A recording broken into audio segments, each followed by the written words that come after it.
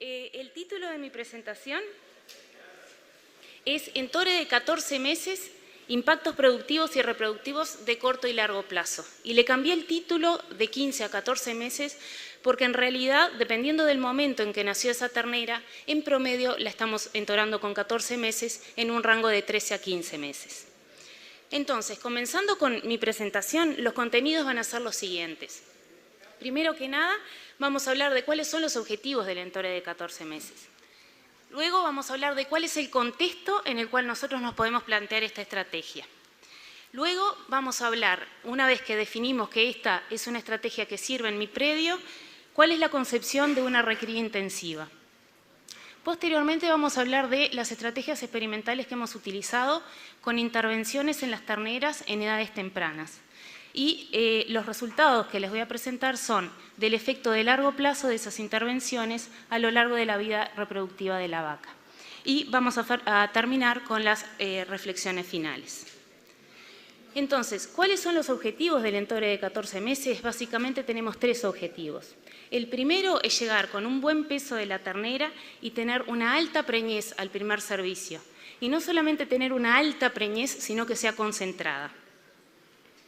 El segundo objetivo es tener un primer parto sin dificultad y para tener una baja mortandad tanto de vacas como de terneros y destetar un ternero de buen peso. Y el siguiente objetivo es lograr una alta preñez en el segundo entore de esa vaca, que como todos sabemos es la categoría más difícil de preñar. ¿De qué dependen estas estrategias? Bueno, básicamente dependen de la nutrición y de la genética. ¿Y por qué de la genética? Porque yo tengo que seleccionar muy bien al toro que voy a usar o a los toros que voy a usar en esa categoría de 14 meses con bajo peso al nacer para evitar las distocias. ¿Y cuál es el contexto en el que me lo puedo plantear? Yo me lo puedo plantear en un contexto en que hago un muy buen balance energético de la vaca de cría, tanto multípara como primípara. Y para explicar ese concepto voy a usar esta diapositiva que es de Orcas-Berro y Soca, en que tenemos en el eje de las X las estaciones del año y la altura de forraje, y en el cuadro superior tenemos 3 momentos clave en el ciclo reproductivo de la vaca: el destete, el parto y el entore. Lo que muestra esta diapositiva es, en el destete yo lo que hago es reducir los requerimientos de esa vaca y también tengo una muy buena disponibilidad de forraje. Entonces, para capitalizar esa buena disponibilidad de forraje con la vaca en bajos requerimientos porque está en su primer tercio o comenzando su segundo tercio de gestación, lo que tengo que hacer es aprovecharlo para ganar condición corporal y entrar en el invierno con una vaca adulta en condición 4,5, que es la línea continua gruesa, la línea discontinua es la vaquillona de primer entore y la línea fina es la vaca de segundo entore. Entonces, como podemos ver, tenemos que lograr condiciones corporales de 5 a inicio del invierno en las vacas adultas y de 5,5 en vaquillonas, para luego, haciendo un diferimiento del forraje, tener una pérdida controlada de peso en el invierno, cuando esa vaca entra en el último tercio de gestación, y poder llegar al parto con una condición corporal de 4 en la vaca adulta y de 4,5 en la vaca de primera cría. Se ha descrito en muchísimos trabajos nacionales e internacionales que la condición corporal al parto es lo que me marca el porcentaje de preñez al entore. Entonces, si yo llego con condiciones corporales de 4 en la vaca adulta y de 4,5 en la vaquillona, y además hago una buena planificación de ese entore, voy a tener un alto porcentaje de preñez, superior al 80%. ¿Y cuáles son esas herramientas que yo me puedo plantear además para hacer un entore exitoso y organizarme bien? Bueno, son muchas. Primero que nada, tengo que empezar por la revisación de los toros mínimo 2 meses antes del entore. Aptitud reproductiva, aparato locomotor, dentición, visión. Y además hacer raspajes para eliminar toros con enfermedades venéreas. En INIA, América Medero, se está trabajando mucho en este tema y es un problema muy grave que puede ocasionar muchas pérdidas en el rodeo de cría. Si yo tengo este problema y tengo una diferencia muy grande entre la preñez y el procreo, también tengo que aprovechar y vacunar a todas mis vacas. Doble dosis a las vaquillonas, una dosis a las vacas adultas. Y entonces así capitalizo esa buena preñez que tuve porque hice un buen manejo de la condición corporal de las vacas. Tenemos además otras herramientas, como por ejemplo, bueno, yo puedo empezar el entore y decir, bueno, las vacas que tienen más de 40 días de paridas, les hago tratamientos hormonales para concentrar los partos, hago inseminación artificial a tiempo fijo. Hay muchos colegas trabajando en este tema y muy bien. Puedo, si no, plantearme hacer un destete temporario, tablilla el primer día de entore a todos los terneros que pesen 70 kilos. Si las vacas están en condición corporal subóptima, abajo de 4, puedo implementar el flashing, 3 semanas de afrechillo de arroz asociado a la tablilla nasal, se ha demostrado que da muy buenos resultados. Y además puedo a mitad de entore hacer un monitoreo de ese entore, mirar el útero para ver cuántas están preñadas, los ovarios para ver cuántas están ciclando y definir medidas de manejo más radicales como por ejemplo el destete precoz. Y finalmente, un mes o 45 días después de sacado los toros, hago el diagnóstico con edad fetal o embrionaria, lo que me permite saber la fecha estimada de parto, organizar mi rodeo para el próximo entore, tener animales con diferentes fechas de parto y hacer un manejo diferencial de esos animales según la fecha que parieron. Pero también tenemos que reconocer que en paralelo con todo este manejo del rodeo de cría tenemos la recría, que empieza el destete. Y la recría puede durar por un tiempo tan prolongado como 36 meses. Obviamente que si yo tengo una recría de 36 meses y estoy entorando por primera vez a mis vaquillonas con 3 años, el entore de 14 meses no es para mí. Tengo que primero corregir esta ineficiencia en el rodeo de cría y luego entonces plantearme otros pasos. No me puedo saltear ningún paso. La recría es un periodo improductivo, o sea, la vaca está 3 años sin producir nada. Y este periodo improductivo es muy importante en la eficiencia global, como decíamos antes, y si yo estoy entorando a mi vaca por primera vez con 36 meses, quiere decir que está alcanzando la pubertad con por lo menos 30 meses. ¿Y a qué se debe esto? Ha sido descrito la causa muy claramente por Quintans y Martins. Se debe a que la ternera pierde peso en su primer invierno de vida y pierde peso en su segundo invierno de vida. Y si yo tengo una ternera que pesa 220 kilos en su segundo invierno, en su primavera, luego de salida del invierno, no la voy a poder enterar con 2 años. Y en este sentido se ha generado muchísima información, tanto a nivel nacional como internacional, en lo que tiene que ver con la suplementación de la ternera con concentrados y con pasturas en su primer y segundo invierno para lograr el entore de 24 meses. Hay algunos productores que son muy buenos gestores del pasto y esto en el seguimiento que está haciendo el plan agropecuario hay un caso bien concreto, doña Teresa en la zona de La Valleja, en que hacen un muy buen manejo de esta flecha era para indicar que reduzco el periodo improductivo 1 año, ¿verdad? Entonces, si soy buen gestor del pasto, le hago una buena suplementación a mis terneras en el primer invierno, estoy llegando a fines de otoño con terneras que pesan 260 o 270 kilos y tengo una pérdida controlada de peso durante el segundo invierno de esas terneras, no es necesario que las suplemente. Y esto, en términos económicos, es muy efectivo porque voy a llegar con el mismo peso de 300 kilos a los 2 años y me ahorro una cantidad de dinero. Entonces, si estoy en esta situación, si estoy gestionando bien el pasto, si estoy entorando con 24 meses y además estoy teniendo buenos porcentajes de preñez, entonces me puedo plantear de hacer un entore de 14 meses. El entore de 14 meses en realidad elimina el periodo improductivo, porque yo paso de tener una ternera a tener una vaca preñada. Ahora, el entore de 14 meses lleva implícito un cambio en la concepción de la recría. Yo tengo que definir una recría mucho más intensiva. Y en ese sentido, de recría intensiva, la lechería, el manejo que se hace en lechería o la definición que se toma de lechería de la recría, se adapta mucho más a este sistema. Y va desde el desleche, cuando la ternera tiene 2 meses de vida, hasta su primer parto. Y es este periodo muy relevante para llegar con una ternera o una vaca preñada que se vuelva a preñar en su segundo entore. Nosotros readaptamos esta definición y entonces, en el periodo de 2 a 5 meses de la ternera, que está al pie de la madre tomando leche, es muy importante. Hay muy pocos trabajos a nivel nacional e internacional que han trabajado en este tema. De hecho, Pitaluga en el año 68 trabajó en este tema.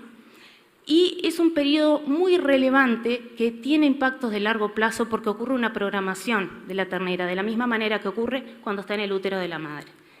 Entonces, el otro tema es que además de haber escasa información en este periodo de 2 a 5 meses de vida, tampoco hay información sobre el impacto de largo plazo que tiene esta intervención de 3 meses en el futuro reproductivo de la vaca.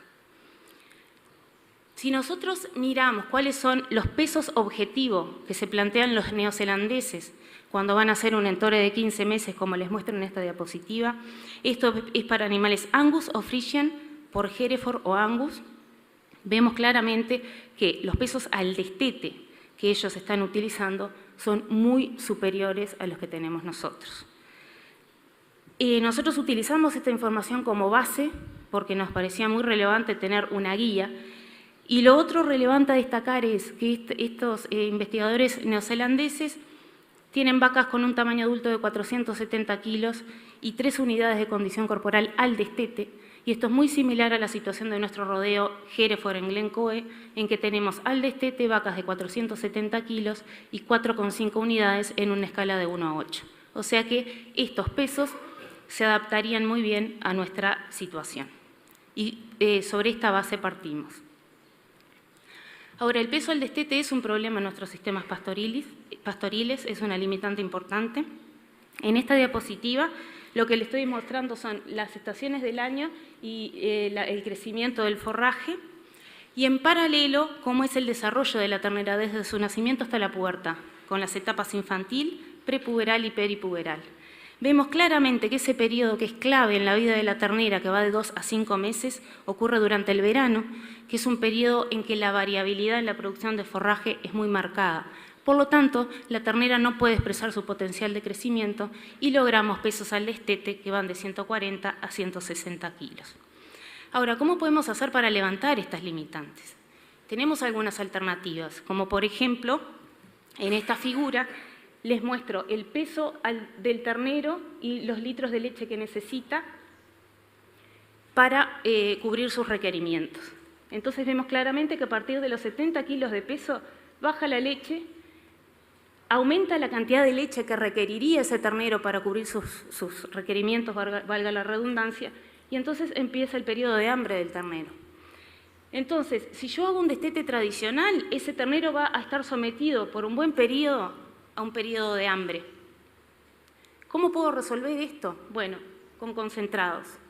Y en este sentido hay 2 alternativas que podrían llegar a ayudarnos a resolver este problema. Uno es el destete precoz, que tiene un impacto muy importante en la vaca, pero no siempre en la ternera. Y el otro, el creep feeding. ¿Qué es el creep feeding? Es la suplementación diferencial de la ternera al pie de la madre. Esto es información adaptada de Estados Unidos. Y para fortalecer este concepto, les voy a mostrar ahora el comportamiento de los terneros en pastoreo en nuestras condiciones, en el basalto, en donde vemos los días de vida del ternero, y esta torta son las diferentes actividades que realiza el ternero durante las horas luz. Entonces, el celeste es el consumo de agua, el celeste más fuerte el pastoreo, el rojo la rumia, el verde el amamantamiento y el violeta otras actividades.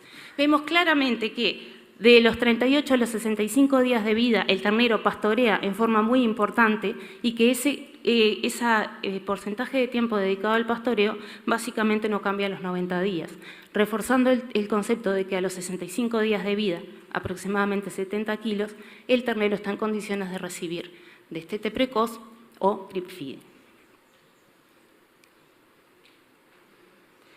Entonces, ¿cuáles eran los antecedentes que teníamos cuando arrancamos con respecto al destete precoz y al creep feeding? Eran los siguientes. Teníamos información contradictoria con respecto al efecto del destete precoz en el crecimiento y la pubertad de la ternera. Teníamos información muy consistente respecto al efecto del creep feeding en la tasa de crecimiento y el destete de los terneros, pero no información sobre la pubertad de las terneras. Y teníamos una información muy limitada del efecto de largo plazo de estas estrategias en la vida reproductiva de la vaca. Entonces, el objetivo 1 del entore de 14 meses, se acuerdan que era obtener un alto porcentaje de preñez y una preñez concentrada. Entonces queríamos saber qué tipo de ternera necesitábamos para lograr este objetivo. Entonces nos planteamos, ¿cuál es el impacto de corto y mediano plazo de diferentes medidas de manejo sobre el peso al destete, crecimiento, desarrollo, edad de la pubertad y preñez al primer servicio de la ternera? Entonces lo que hicimos fue destete precoz, como tradicionalmente se recomienda, 70 kilos de peso, animales que aprenden a comer en las mangas gradualmente, y una vez que saben comer se los libera y se les da ración al 1,5% a campo natural. Un campo natural reservado con un buen crecimiento de forraje adecuado para los terneros. Y la otra alternativa fue el crib feeding, que lo que hacemos es un encierro en donde solamente pueden entrar los terneros y le ponemos sal a las madres, bloques de sal para que atraigan a sus terneros.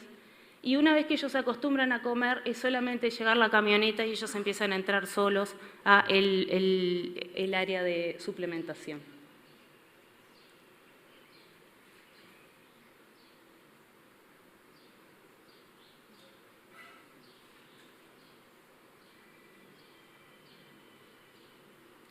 Entonces, la estrategia de investigación que utilizamos fue la siguiente. En 3 años consecutivos utilizamos 151 terneras. La estrategia fue destete precoz a los 2 meses, destete tradicional a los 5 o destete tradicional con suplemento, o sea, crib feeding a los 5 meses. Y ahí estudiamos los efectos de corto plazo. Luego de finalizado esos tratamientos diferenciales, todos los animales se alimentaron en forma conjunta para lograr el peso de las terneras. Les dimos avena al 4% de asignación y a frechillo de trigo al 1% del peso vivo. Hicimos el entore de 14 meses y en el último tercio de gestación esas terneras, siempre que estuvieron en campo natural, estuvieron en una muy buena asignación de forraje, más de 6 kilos de materia seca por kilo de peso vivo, y entraban a los verdeos en forma horaria previo al parto. Y seguimos a las terneras hasta su segundo servicio. ¿Qué fue lo que medimos? Efectos de corto plazo, de mediano y largo plazo, en términos de crecimiento y desarrollo corporal, estatus endocrino-metabólico, esto para ver cuáles eran las hormonas que estaban cambiando y que nos podían explicar estos efectos. Medimos la pubertad, medimos las dimensiones de los terneros, medimos la producción de leche y medimos la preñez de las vacas.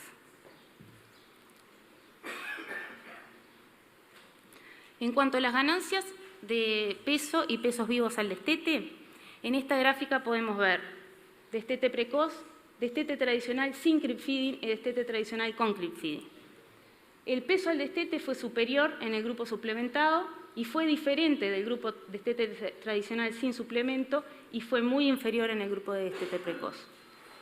Las tasas de ganancia en ese periodo de manejo diferencial fueron de 415 gramos en los de destete precoz, de 700 gramos en los que estuvieron al pie de la madre sin suplemento y 867 en las terneras de destete tradicional con crib feeding. Cuando todos estos animales se movieron juntos, no hubieron diferencias en la tasa de ganancia de peso, que fue aproximadamente de 750 gramos.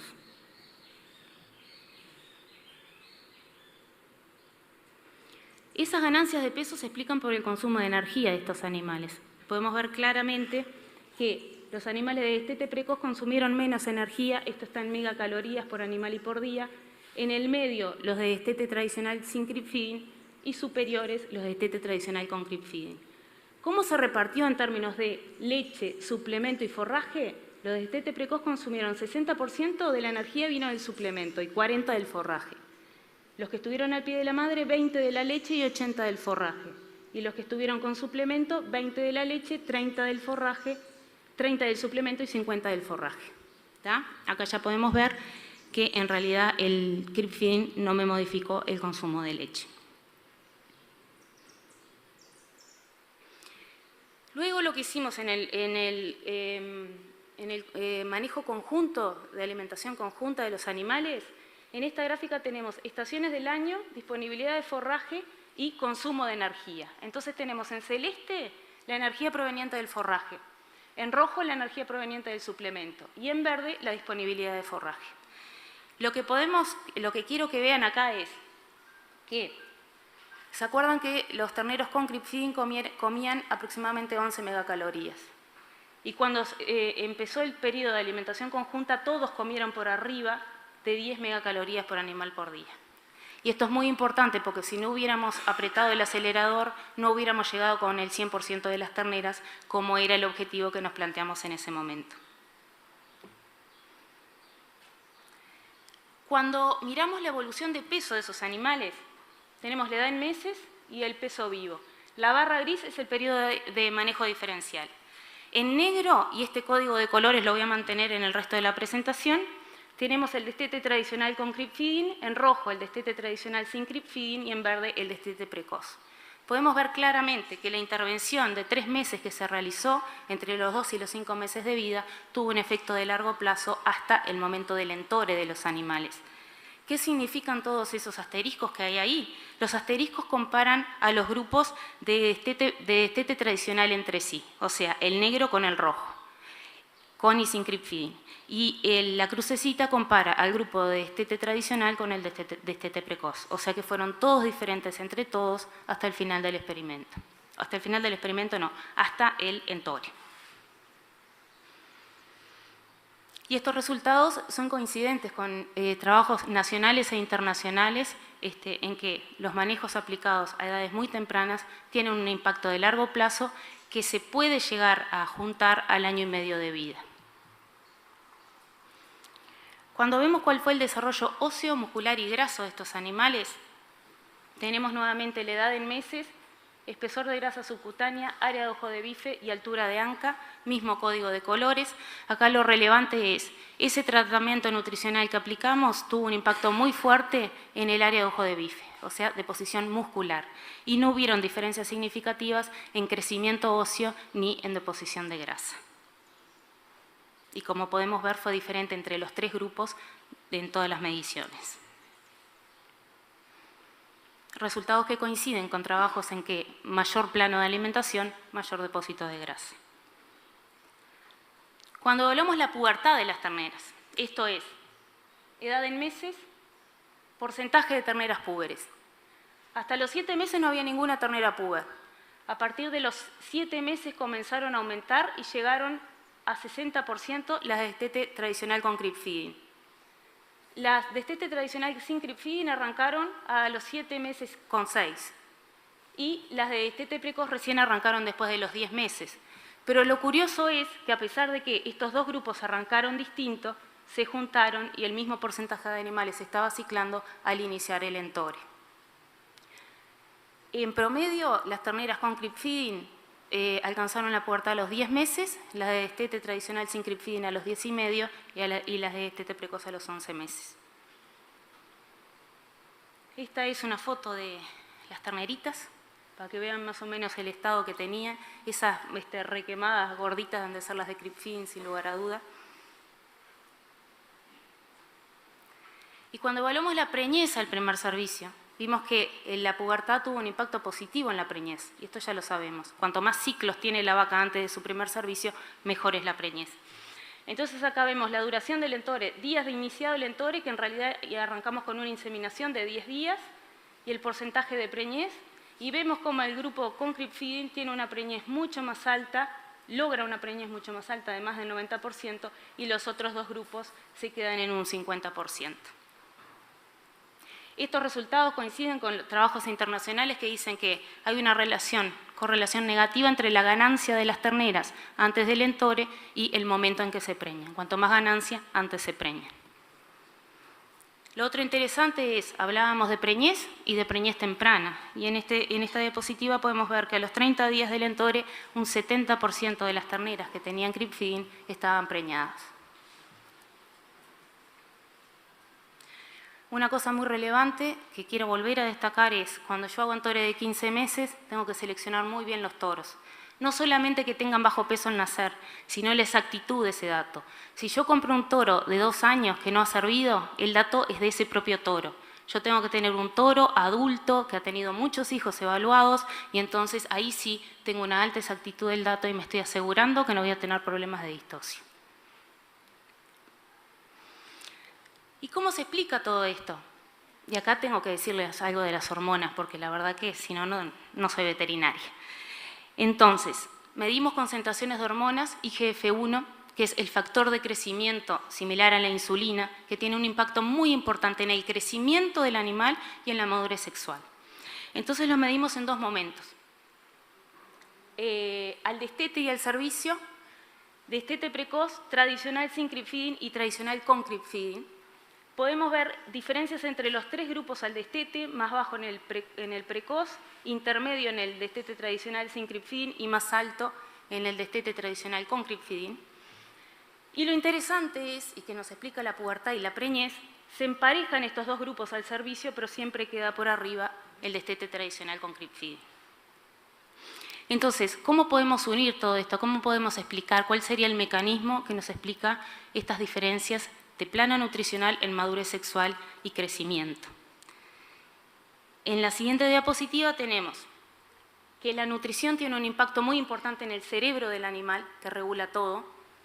El hipotálamo, la hipófisis y los ovarios es el eje reproductivo, muchos de ustedes lo saben.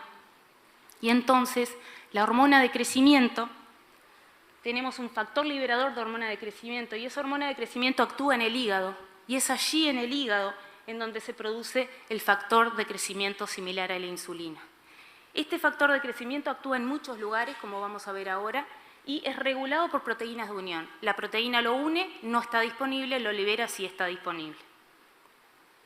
Y ese IGF-1 actúa en el músculo, actúa en el hueso y actúa en el tracto reproductivo, tanto en el útero, para determinar la preñez, como en el folículo, que es el que tiene el óvulo adentro, que va a ser liberado y se va a juntar con el espermatozoide y me va a generar el embrión. Además, esta hormona IGF-1 se produce localmente en los tejidos y tiene una acción muy importante local. Y entonces estimula el crecimiento corporal. Más IGF-1 en las terneras con crib feeding, más crecimiento corporal. El estradiol que se produce en los folículos también estimula el crecimiento particularmente del hueso en conjunto con el IGF-1. O sea, pubertad más temprana me estimula un mayor crecimiento. Y a su vez, el IGF-1 actúa a nivel central, en donde me estimula la liberación de las hormonas que inducen la ovulación y el crecimiento folicular. Y por lo tanto, y el concepto que quiero que se lleven acá es, el IGF-1 tiene un doble rol, estimula la madurez sexual, el crecimiento corporal y la madurez sexual. Y esto es lo que explica que las terneras mejor alimentadas hayan logrado todo en más. Cuando nos planteamos el objetivo 2 del ENTORE, decíamos, tenemos que tener bajo porcentaje de distocias y terneros que tengan un buen peso. Entonces nos planteamos, bueno, pero ¿cuál es el impacto de largo plazo que tiene este manejo que hacemos a edades tempranas sobre el peso al parto y la habilidad materna de las terneras? ¿Y por qué es importante el peso? Porque está la concepción de que si una vaca gana mucho en el último tercio, crece mucho el ternero y ese ternero va a ser más grande y va a tener más distocia. Y esto no necesariamente es así. La vaca, en un mundo ideal, debería de ganar 250 gramos durante el último tercio de gestación porque de otra manera está perdiendo reservas corporales, porque está creciendo el feto. Además, si una ternera adolescente o una borrega, un animal adolescente joven es muy gordo, el ternero va a ser más chico y eso facilitaría el parto. Entonces quisimos saber si todo esto tenía o no un impacto en las distocias.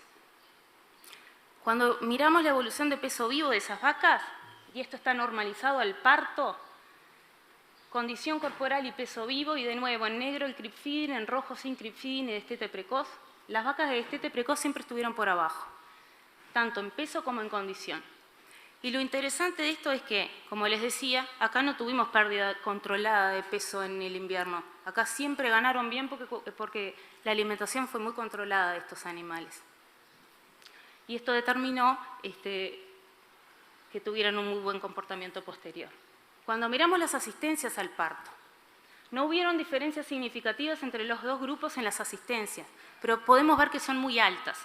Y acá yo les voy a confesar algo. Nosotros tenemos un acuerdo con los gurises allá en Glencoe que cualquier vaca que está por parir, y si es de noche, antes de acostarse se saca el ternero. ¿Tá? Entonces, este porcentaje de asistencias que se mide en una escala de 1 a 5, probablemente sean partos con mínima ayuda o con menos de 10 minutos de ayuda, que son categorías 2 y 3, y no categorías 4 y 5, que la 4 es con más de 10 minutos de ayuda y la 5 cesárea. O sea, no podemos discriminar acá, pero sí teníamos ese pacto. Hay una vaca que tiene el ternerito de afuera, lo sacamos antes de irnos a dormir por las dudas y ya que nos quedamos tranquilos. Por supuesto que en las primeras etapas, cuidados al parto intensos, ¿no? Prácticamente que dormíamos con las vacas.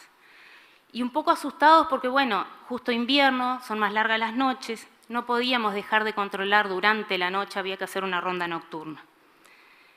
Para eso las traíamos cerca de la casa, entonces se salía con focos y se recorría a ver si había algún problema. Y además implementamos una suplementación, esto también obtenido de la lechería, una suplementación con africhillo de trigo. En realidad nos dio al revés de lo que les da en la lechería. Nosotros concentramos más los partos durante el día cuando el africhillo se daba de mañana, y en la lechería ocurrió al revés, pero en general es otro tipo de concentrado y más forraje, ¿no? Entonces creemos que el tipo de alimentación que se dio podría estar afectando. Pero en definitiva, si nosotros suplementamos a las terneras preñadas al 1% del peso con africhillo de trigo de mañana, los partos se concentran en las horas del día.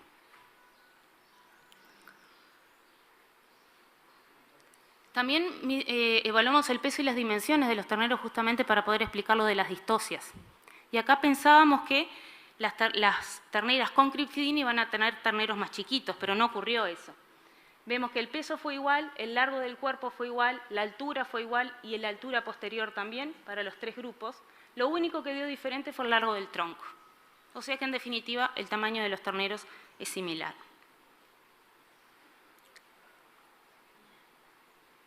Y estos resultados son contradictorios con la información que nosotros pensábamos: animales más gordos, terneros más chicos.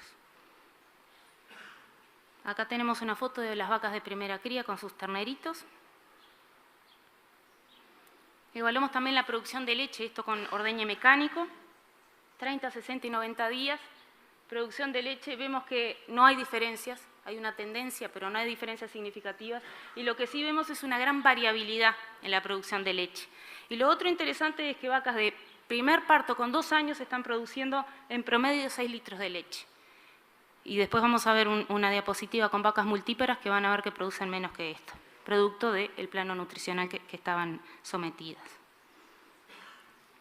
Y estos resultados difieren de trabajos en lechería que dicen: si una ternera gana bien desde el periodo de 2 meses hasta la pubertad, se engrasa más la ubre y entonces produce menos leche. Eso no es lo que vimos, por lo menos en estos experimentos con las vacas de carne, capaz por un tema de volumen de producción.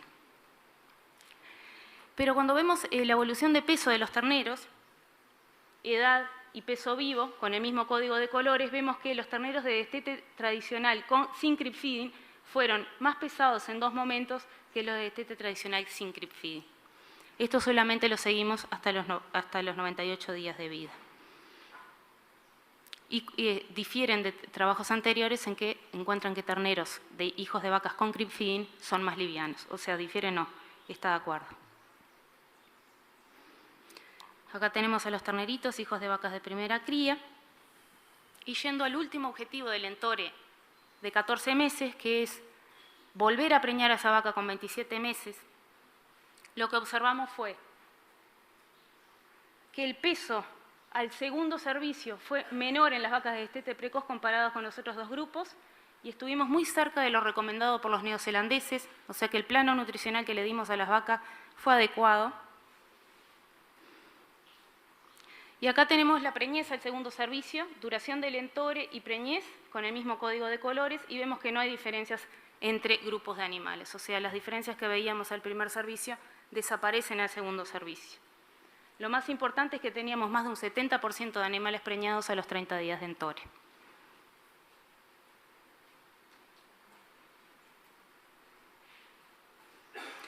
Y la pregunta que nos hacían algunos productores es: ¿el entore de 14 meses resiente el tamaño adulto de esa vaca y el periodo en que está en el rodeo de cría? Y para esto hicimos un seguimiento en que, bueno, Pablo Cuadro, el Paya, estuvo durante 5 años recorriendo todos los potreros de Glencoe, mostrando la pastura por donde andaban los animales, pero llegamos a una muy buena conclusión, que se las muestro en la próxima diapositiva, en donde tenemos la fecha, el peso de los animales, en azul las vacas que fueron servidas por primera vez con 2 años y en rojo las que fueron servidas por primera vez con 15 meses. Este periodo fue de alimentación diferencial indudablemente, porque con 1 año de diferencia es imposible que yo llegue al mismo peso de otra manera.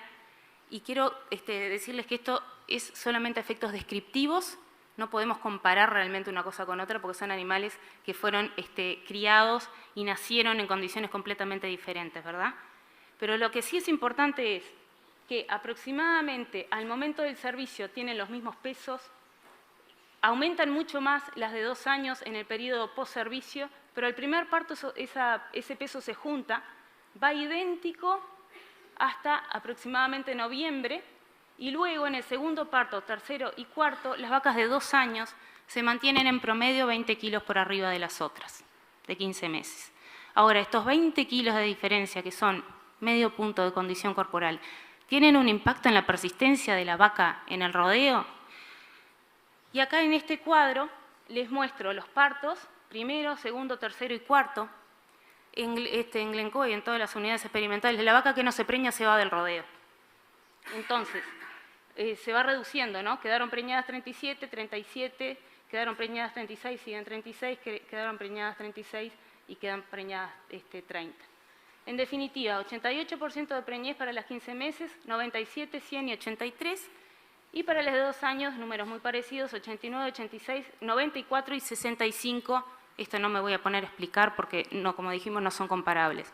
Lo que sí podemos decir es, terneras que son inseminadas por primera vez o servidas por primera vez con 14 meses, si están bien alimentadas, tienen una persistencia en el rodeo igual que vacas que son inseminadas por primera vez con 2 años.